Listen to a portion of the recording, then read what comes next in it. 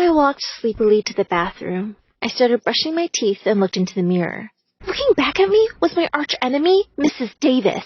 I'm Sarah, and until yesterday, I was just a 13-year-old student. Now, I'm a math teacher. Last night, I saw something that looked like a shooting star racing across the sky. I had to make a wish, and made the stupidest one of my life. I wished that I could trade places with one of my teachers for a day. When I woke up, I was horrified to see my wish had come true. This was wild. How could this be possible? Another wave of shock went through me when I realized I wasn't even in my room anymore. This must be Mrs. Davis's house. I just sat down on her bed, completely dazed, trying to wrap my mind around what had happened. Well, whatever had happened, I knew what I was going to do.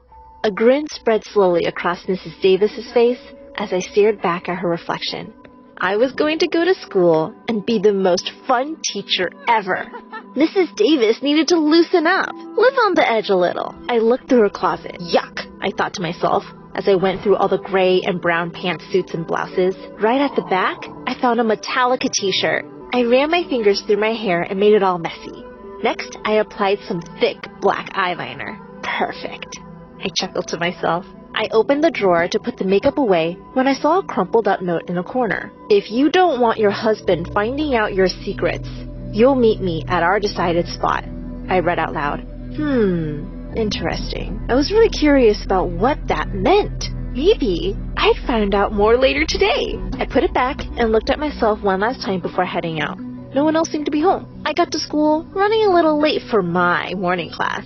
When I entered the classroom, all the students just stared at me, completely speechless. I gave them the widest smile. Good morning, lovelies. Sit down, sit down. How are you all this fine morning? I saw them exchange really surprised looks. I was enjoying this. Today is going to be such a fun day. What do you guys want to study? Do you even feel like studying today? I saw the kids exchange hesitant smiles and awkward looks, discussing what they wanted to do. Geometry? Someone suggested. Wrong answer. I'll tell you what. You guys have been working too hard for way too long. Who wants to go on a road trip? Let's make it a field day. I'll give you guys a much-needed break. Does that sound good or what? Yes, Mrs. Davis, the class said in unison. The delight on their faces just warmed my heart. I called up the school bus driver and told him to bring the bus around. Principal's orders. We boarded the bus and I whooped. By this time, the kids had caught up with the fact that I was probably just in a good mood, so they played along. We went to the nearby amusement park, and of course, everyone's rides were on me. There was plenty of money in Mrs. Davis's bag. I got everybody popsicles too. By the time we got back to school, it was evening. I had completely forgotten that these kids were supposed to get back in time so that they could be picked up, but it didn't bother me. This was so funny. Mrs. Davis was going to get into so much trouble. Serves her right. As expected, when we reached the school, I could see a large group of people waiting outside. They all looked angry, and I think I also saw the flash of a police car as we drove past. Girl, this is going to be a riot. As the bus stopped and everyone got out, the principal, Mr. Hopkins, called me into his office sternly. Hoppy, I'm so tired right now. Let's have this meeting tomorrow, okay? I said, yawning and stretching my arms. I could hear the kids giggling, and Mr. Hopkins had turned a deep shade of purple. We'll have this meeting now, Mrs. Davis, he managed to say through clenched teeth. I let out a big sigh and followed him to his office. And, of course, he just exploded on me. What has gotten into you today? Do you have any idea what you've done? Do you know how much trouble this has caused all the parents at the school? He asked, looking extremely pissed. Yo, chill. You're going to give yourself a heart attack, old man. I understand if you want to fire me. I deserve it. Later, hater, I said and turned around, trying not to burst out laughing. Wait! You know I can't fire you. You're way too important to our operation. My ears pricked up. What operation? He was still going on. But this kind of behavior won't go unpunished. You're not getting your cut from the next donation. And it is going to be a big one. I'm guessing I'll have to spend that money by myself this time, he said, an evil look in his eyes. Boy, I had a feeling I had stumbled onto something big. I had to keep pretending like this wasn't news to me. Why not? I'm not going to help you if I don't get my share of the money, I told him. You should be glad I'm not completely cutting you off. And don't forget that I know all about your past. I could destroy you. So, of course, you're helping me. Now, get out of my office, he said menacingly. I left the office trying to process everything I had just discovered. Mr. Hopkins was stealing from the school's donations, it seemed, and Mrs. Davis was in on it. But it sounded a lot like he was blackmailing her into doing his dirty work. What did he know about her past that she so desperately wanted to keep a secret? So many questions! There was a ping on Mrs. Davis's phone, and I saw that I had a text from someone called Mark.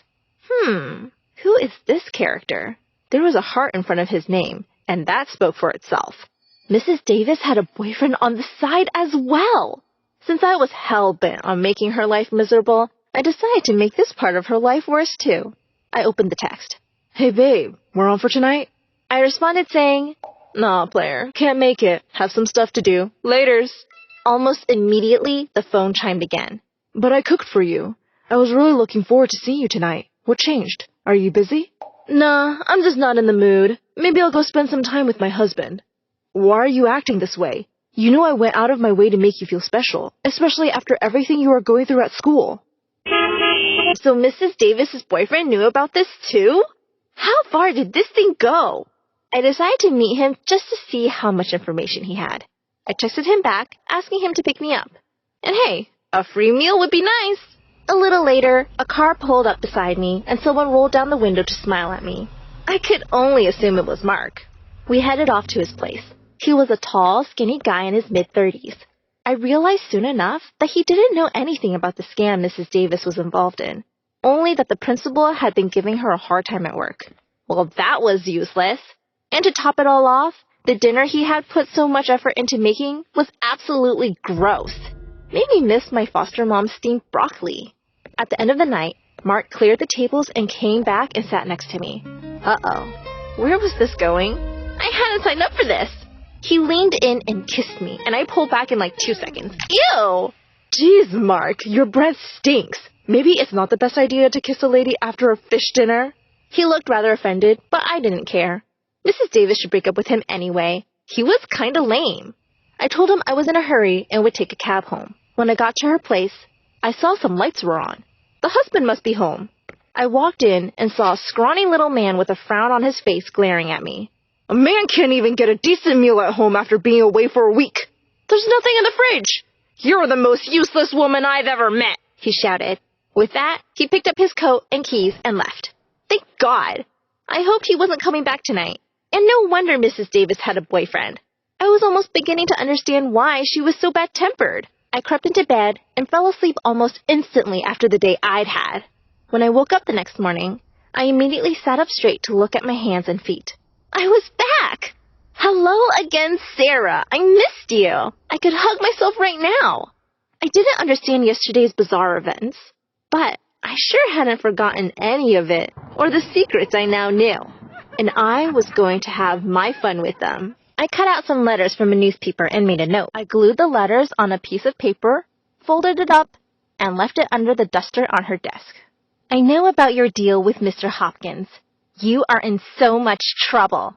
Mrs. Davis came into the room, saw the note, and quickly crumpled it up before throwing it in her bag. I saw her eyes widen in shock. I quickly looked away. I didn't want her to suspect that it was my work. I saw her fidgeting around all day, and it gave me so much satisfaction to know that I had really gotten under her skin. She wasn't mean to the students, she gave us no surprise quizzes, and even her teaching was absent-minded. I was having a great day. The next day before class, I left another note. Does Mr. Davis know about Mark, Martha? She went as white as a ghost the minute she laid eyes on it. She looked like she was going to pass out. Again, she didn't say anything, but went on with her class. But she wasn't really doing a great job. I was totally enjoying my position of power. With great power comes great responsibility, said a wise superhero once. I had to use my knowledge for the good of all my fellow students.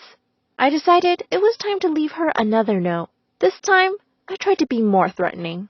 Maybe you should treat your students better if you do not want this information to get out, Mrs. Davis. When Mrs. Davis saw this note, I knew she'd had enough. I made the mistake of including students in this, which meant she knew it was one of us doing it.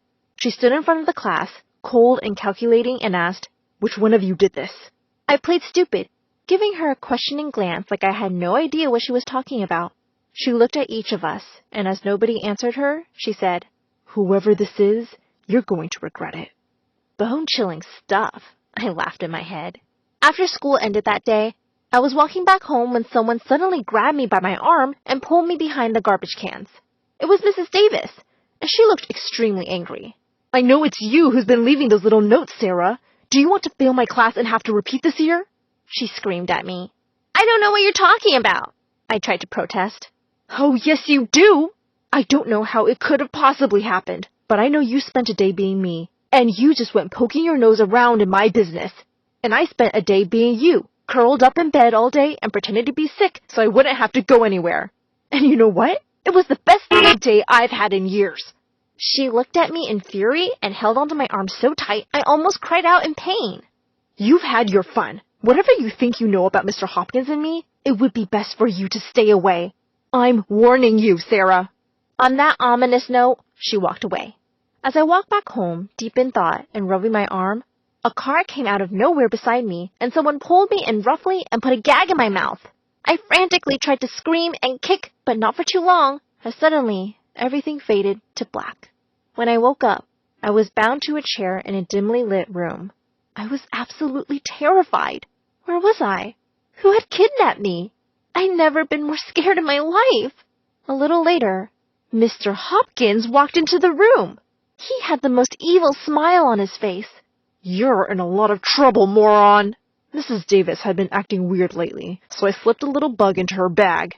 "You know way too much for your own good. Now I have to figure out what to do with you," he said, leaning on the wall next to the door. That's when I started noticing where I was. It looked like an old house. I couldn't see out of the window, but the sounds outside didn't seem like they were from the middle of the town. But then I felt everything closing in on me again. The next time I woke up, it was to some very loud knocking on the door. "Mr. Hopkins, let me in!" It was Mrs. Davis. "Mrs. Davis, what are you doing here?" I heard Mr. Hopkins say. He definitely sounded surprised and not at all happy. "Where's the girl?" Mrs. Davis demanded. "What have you done to her?" There was a pause. "Mrs. Davis, you put our whole operation at risk by not being careful enough.